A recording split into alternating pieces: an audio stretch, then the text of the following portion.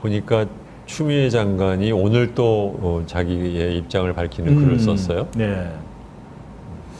유심히 저도 봤는데요. 이제 첫 번째는 6월 27일 날 이 문제는 검언 유착이다. 문제는 본인의 행동이 아니고 검언 유착이다라고 얘기를 하신 그렇죠. 게 있고요. 그래서 장관의 뭐 언어나 뭐 이런 행동, 언행에 대해서 품격을 문제 삼지 말고 실제 그것이 뭘 얘기하는 건지, 내 손가락이 가리키는 그것이 달인지 해인지를 보라라고 얘기를 하시는 거고요. 그 다음에 중요한 또 오늘 게 있습니다. 오늘은 추가로. 오늘 3시간 전으로 나와 있네요. 아까 거는 오늘 아침에 쓰신 건가요? 네, 그거에 제가 좀 키포인트를 좀 살리려고 오케이. 제가 이게 이제 따로 사진을 뽑았는데요.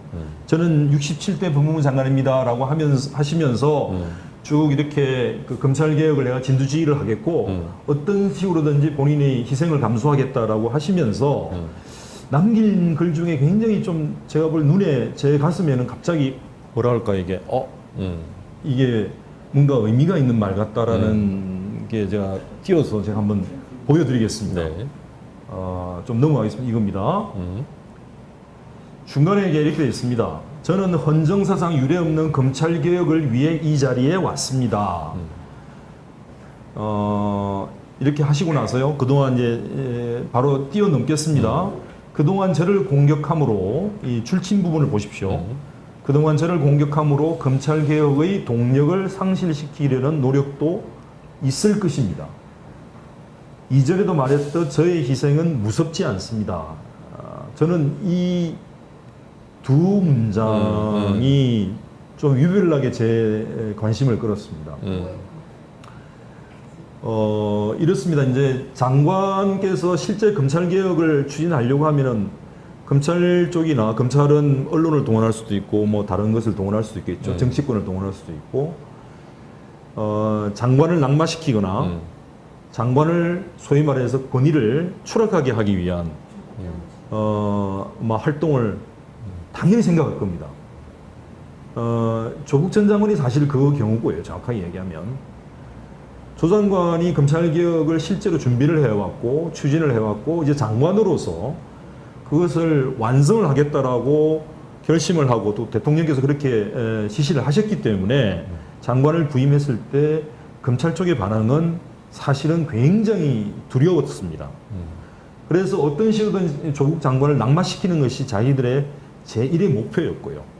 그래서 저는 지난 8월 달부터 검찰이 말도 안 되는 명분을 가지고 사실 제가 들은 바가 있기 때문에 나중에는 공개하겠습니다만 엉뚱한 사모펀드에 대해서 엉뚱한 혐의를 뒤집어 씌워서 맨 처음에 수사를 시작합니다. 그게 나중에는 결과적으로 사모펀드가 뭐 이상하게 다시 공개하지 않은 정보를 이용했다 이런 식으로 변질됩니다만 처음에는 그게 아니었어요. 그러니까 이런 식의 여러 가지 꼬투리를 잡아서 공격을 하려고 했던 것인데 추미애 장관에 대해서도 검찰이 모종의 뭔가 공격을 준비하지 않았는가 그리고 그에 대해서 추미애 장관께서 나름의 눈치를 좀 뭔가 느낌을 낌새를 채지 않았을까라고 저는 보는 거죠. 그런 표현이 아주 우회적으로 검찰개혁의 동력을 자신을 공격함으로써 상실시키기 위해 노력을 했을 것이다 라고 저는 추측성의 글을 올렸다고 보는 겁니다.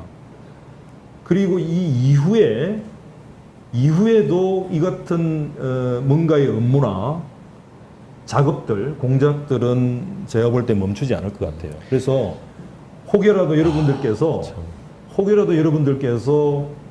추미애 장관에 대해서 여러 가지 의혹이나 공격이나 여러 가지 업무들이 언론을 통해서 또 흘리기를 통해서 나온다 하더라도 그거를 곧이곧대로 처음부터 믿고 그에 따라서 움직이는 그런 일은 없었으면 좋겠다는 미리 당부의 말씀을 제가 한번 드리고 싶습니다. 이게 이제 문장을 다시 한번 보시죠. 그 리듬을 보시면 방금 보여준 거. 네. 척 보면 좀 이상한 표현이죠. 말하자면 그 과정은 더디고 힘들 것입니다. 검찰 개혁을 위한 과정은 더디고 힘들 것입니다. 그동안이라는 게 그 과정 동안에 네. 저를 미래형이죠. 저를 공격함으로 검찰 개혁의 동력을 상실시키려는 노력도 있을 것입니다. 까지는 나름 어떻게 보면 글의 리듬상 쓸 수도 있는 플로우라고 봐요. 근데 그 다음 문장이 이전에도 말했듯이 저의 희생은 무섭지 않습니다라는 표현. 근데 이전에도 말씀을 하셨다는 얘기인데 사실 생각해 보시면 한 나라의 법무부 장관이 자기의 희생이라는 표현을 써야 되는 상황이라는 게 이게 얼마나 기가 막힌 얘기입니까 이게? 그렇죠. 그러니까 이제 이제까지는 검사 출신이 아닌 장관들이 부임을 했을 때 사실 검사들을 통제를 제대로 못했죠. 검사들과 장관은 물과 기름처럼 따로 놀았고 검찰에 대해서 장관이 뭔가 지휘를 하려고 해도 사실 먹혀들지 않았던 거예요. 이번에도 똑같이 검찰이 추미애 장관에 대해서 추미애 장관이 지휘를 거부하거나 소위 말해서 사보타지를 한 겁니다. 근데 이제 그에 대해서 장관께서 공개적으로 이것에 대해서 용납하지 않겠다. 그리고 나의 어떤 희생이 있더라도 이것을 그냥 좌시하고 넘어가지 않겠다라는 것을 뭐 실제로 행동으로 보였고 결정을 그렇게 내렸던 거죠. 법무부 장관이 검찰총장에게 지휘를 하려면 희생을 각오하고 해야 된다는 지금 이게 웃기는 거죠. 그런 얘기가 된 네, 거예요. 네. 우습죠. 기가 막혀서.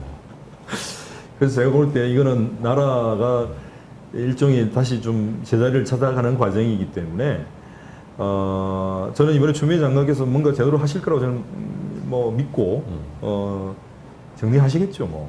네. 지금은 그 외에는 또 사실은 방법도 없고요. 실제로 뭐 우리나라 검찰이 그 동안에 뭘 좀 검찰에 대해서 개혁을 하려고 하면은 이제 우리 영화 배우들이 자주 쓰는 대사, 네 배는 뭐 네 배때기에는 칼이 안 들어가냐는 그 아주 유명한 우리나라의 독특한 표현인데 그거에 가까운 행동들을 그동안 여러 번 했었으니까 아마 네. 그런 것들을 예상을 하시고 하는 얘기 같아요. 네, 네. 실제로는 뭐 또 전례가 있기도 하고 조 장관이 그렇죠. 낙마하는 과정 뭐 전례가 가까이 있기 때문에 당연히 추미애 장관께서도 그걸 현실적으로 받아들일 수밖에 없는 상황 아니겠느냐.